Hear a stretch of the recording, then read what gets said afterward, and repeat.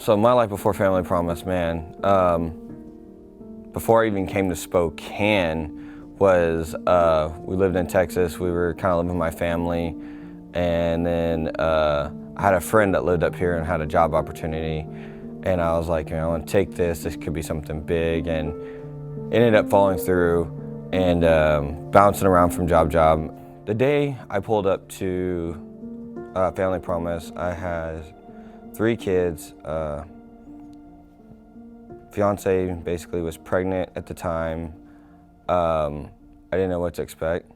And so I had a panic attack sitting in the car because I'm like, what am I about to put my kids through? The youngest at the time, he was always asking, when are we moving home? When are we going home? It's like, whenever, and I was blunt about it. I was like, when we get one. When we get one, we'll be home. And I'm like, right now, this is home. We have to care for it like it's home.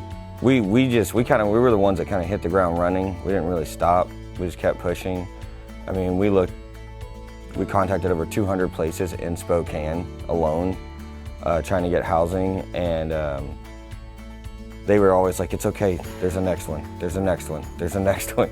And we're like, yeah, 200 deep, and we're just like, oh, what's the next one at this point? How much more is there left in Spokane? Because we had a Spokane Housing Authority voucher, so we were limited to the city itself. My wife likes to say that I was stuck in pure survival mode. Like I was ready to just grab things and go, just grab things and go, just grab things and go, because we didn't know what was happening and how to handle every situation. And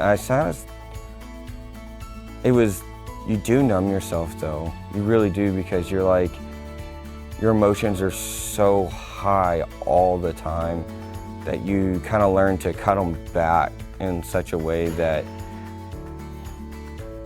almost you forget how to use them. When we got the apartment, I don't think we were even excited until we got in the apartment, to be honest, because we weren't sure if it was going to be legit or not. Community was a huge part of our success, absolutely huge.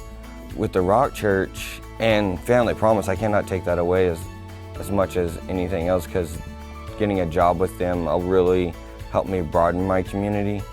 But with both of those in play, I was never allowed to fail.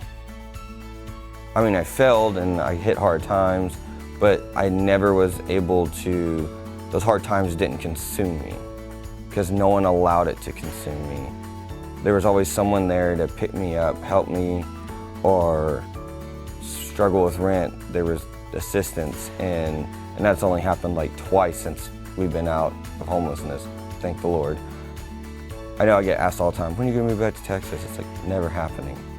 But this community we've built around ourselves, I think it would be poor of us to leave it.